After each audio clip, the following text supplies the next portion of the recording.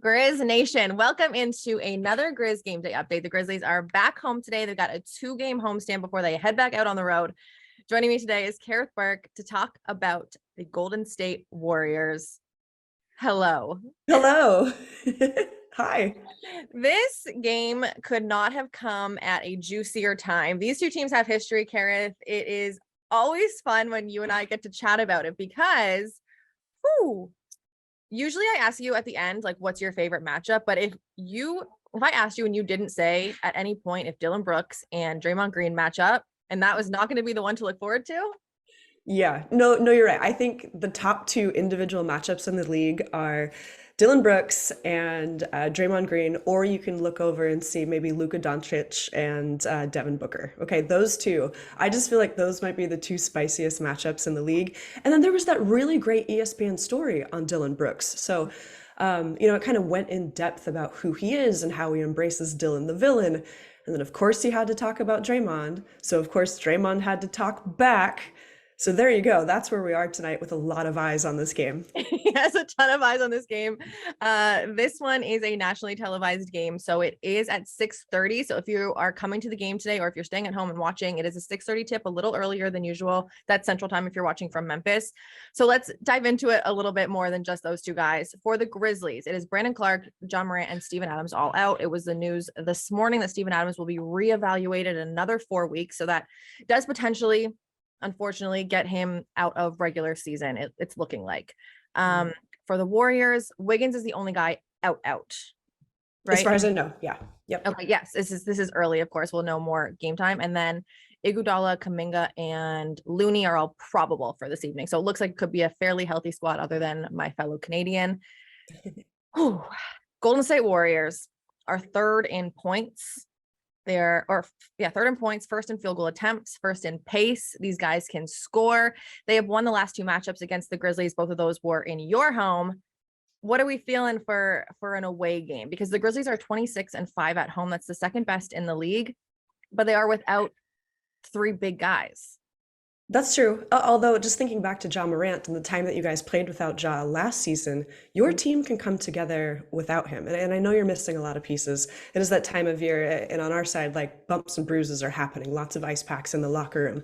As far as home Warriors and road Warriors, the road Warriors are 7-25 this season. They have struggled mightily on the road, which has been kind of perplexing. They're sort of trying to figure this out.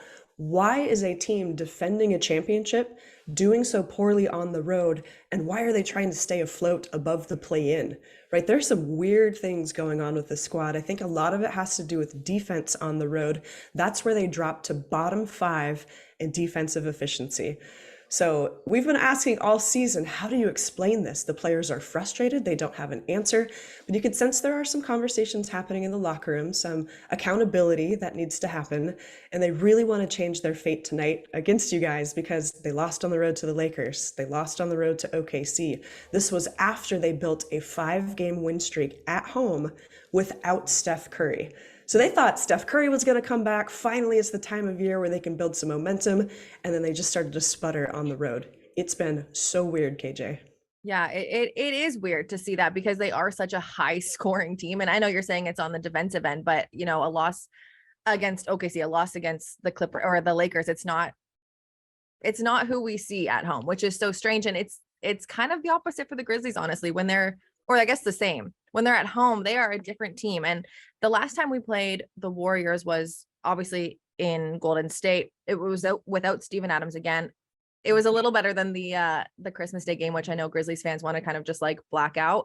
A 2-point game. Steven Adams was not part of it, but John Morant had 29 points, 12 assists. So coming into a game where they have Steph, they have Jordan Poole, they have Klay Thompson. I don't know what, you know what I mean? Like the last game, the Warriors 50% from the field, 44% from the 3. I guess the Grizzlies are just hoping at this point that road Warriors unluck continues. Well, the Warriors are coming in mad. I think they like the idea that they have this Grizzlies game. They know that it's sort of a budding rivalry. Although they would say it can't be a rivalry until your side wins a few things. I'm not trying to throw some shots, but yeah, That's rings. What they There might would be say. some ring counting tonight, 4 rings. But yeah, they really need this game. And I know it means so much to Steph Curry as well. So he missed 11 games with a lower leg injury. He played well individually against the Lakers, and then he had 40 points against OKC, but that loss really spoiled things. So you have a belief in the Warriors locker room that they can still defend this title, but they can't talk about it anymore. They really have to start showing it on the road. Yeah. And I mean, just as important on the Grizzly side is to kind of bring the guys together, because it does feel like it's been gut check after gut check this week with Brandon Clark, and then with John Morant, and then now with Steven Adams this morning. Some ways that the Grizzlies can do well. They do well. They're second in the league in points in, or first in the league in points in the paint. The Warriors 29th. There's something that they can, build off of. In that last game, it was 62-44 with points in the paint. Obviously, a lot of that has to do with Steven Adams' offensive rebounding a lot to do with John Morant driving, but it is something the Grizzlies can try to build upon. When you're the Warriors coming into this game, is there something that, like, you look at the Grizzlies and you're like, hey, well, without these guys, without 2, 3, 4 guys, we need to be able to do this? Is it just defend, period? Yeah, it's defend period, but they've been vulnerable to teams that attack in the paint, that go to the rim, because on the defensive end, especially on the road, they start to reach. They send teams to the foul line over and over and over. So if that can be one of the Grizzlies, strategy points tonight, that could be a recipe for the win. Also, the teams that out rebound the Warriors tend to do pretty well. And then the teams that have fewer turnovers, I know that sounds pretty simple than the Warriors, they tend to win. So those are the things that I'll be looking for in the box score tonight. Perfect. Easy as that. The one thing I'm going to say is Draymond had 13 rebounds in the last game. I think for a key for the Grizzlies is to keep him at least get his rebounds to make them difficult. This is what we say with like Steph Curry. You're not going to shut down Steph Curry, but if you can make 20 of his shots difficult shots, it puts you in a better position on the Grizzlies end. So number 3 versus number 5 on the West, going head to head. There is some spice tonight. Yeah. Thanks to Draymond and Dylan. I'm so excited, Kerith. You are awesome. Thank you so much for your time today. I appreciate you always. And shout out Women's Month, because I see you got the sweater on. You got it. Always a pleasure to be here. Thank you. And we'll see you, I guess, in 9 days, right back here. That's soon. 2 in March. Whew, fans are lucky.